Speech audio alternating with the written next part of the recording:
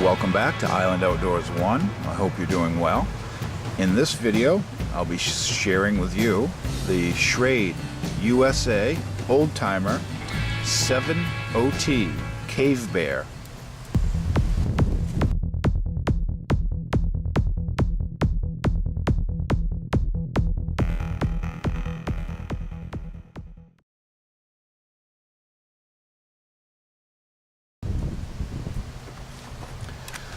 So this knife is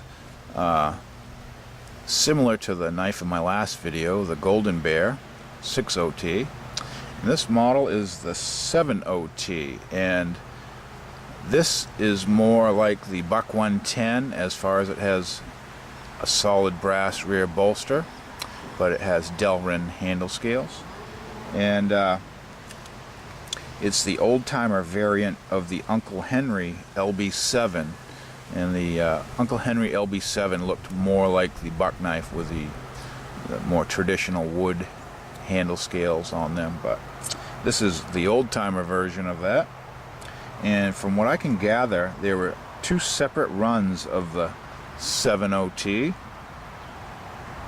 late 1978 through early 1982. And it got the Cave Bear name. And then in 1990 through the end of the days of the company in 2004, and the early run had 4 pins in the handle. The later run had 3 pins in the handle. And they changed to fewer pins in the handle to save money on producing the knife by, less pins to install and less material used for the pins. And you had both high carbon tool steel 1095 and Schrade Plus stainless steel used in making the knives. You could get either version. This one is 1095 carbon steel, and that's pretty desirable in one of these folding hunters. Most of them are all stainless steel, so kind of an added bonus. The MSRP of this knife, when introduced in 1978, was $29.50. And on this one, I'll show you up closer in a minute. It has a Schrade Plus steel pivot pin, and those are stronger than a brass pivot pin. And it had solid brass bolsters and liners and old timer shield.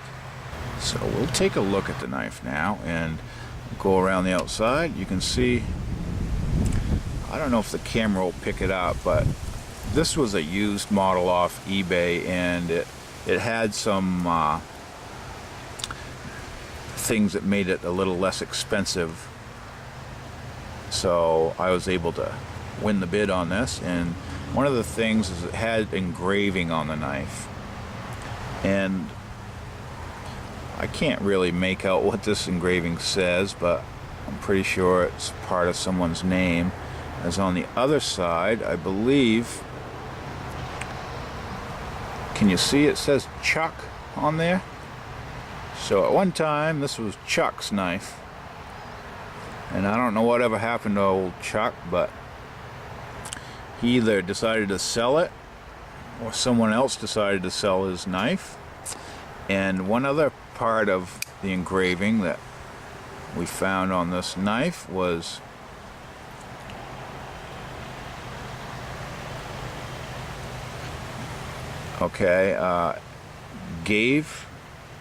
gave to me by Kim. I don't know if I can get that so you can read that or not, but he memorialized where he got this knife, and he was so happy with that he decided to scribe that on the flat of the knife blade. And I believe this might be his last name, and Chuck must be his first name. So I just wanted a nice example, a nice user, and I didn't care if it had engraving. I thought about grinding it off, but it's kind of a neat little reminder that this meant enough to somebody as a gift to memorialize it. And you can see we have a beautiful blade here. And again, I'm not sure if you call this a saber grind or not, but it's very nice. And if it's hollow ground, it's very shallow hollow ground. But I really like this blade style. Nice nail nick. There's just the slightest of swedge, hand ground swedge on the top, just to take off the sharp edge there. And we'll look at the blade tang. You can see it says Schrade with no plus, and USA 70T. And even if it doesn't say Schrade plus, it could still be stainless. From these Schrade knives, they made them both ways. The only time they had the plus is when they were definitely stainless, but sometimes they put whatever blades in whatever knife they had available at the time to use the parts up, and sometimes they didn't get stamped with the plus if they were stainless. But this one is carbon steel. It has some fine salt and peppering patina started on it. I don't know if the camera will pick that up, but you can see telltale signs of the patina on this knife, and it got very sharp when I sharpened it up. And so we have a beautiful 1095 carbon steel blade here. Something else with these knives, if you want to try and narrow down the year of construction of this knife, we can do it a little bit. And I'm thinking this is maybe an early 1990 to 2001 construction time frame of this knife. And we know that because after 2001, I believe all of them had the plus sign. They all had the stainless steel blades in them. And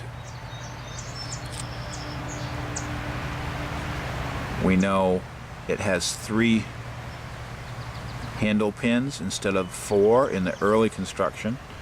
So it's older than 78. And in 2001, they also moved this spring pin rearward. So it was right above the Schrade shield there. So we know it's before 2001, but we know it's after they changed to the 3 pin. And something else they changed after 2001 is they took the hyphen between 70T out, and it was just 70T with no hyphen. So we can narrow this down into early 90s to 2001 construction for this one. And it's not rare, but it is harder to find 1095 carbon steel version of these. There's still plenty of stainless steel ones around on the secondary market, but just a great folder. And this was not real competition for the Buck 110, but it definitely took a part of their sales, I'm sure. It wasn't made to be as fancy. It was made to be a tough quality working man's knife, like Granddad's old knives. But so I was lucky to get this off eBay, and I'd like to thank Chuck, whoever you were, for taking pretty good care of the knife. It's seen some use, but it has held up well. And I'd also like to thank Kim for giving it to him, and I'm proud to have ended up with it, and it will serve out the rest of my life faithfully to me and whoever it gets passed on to.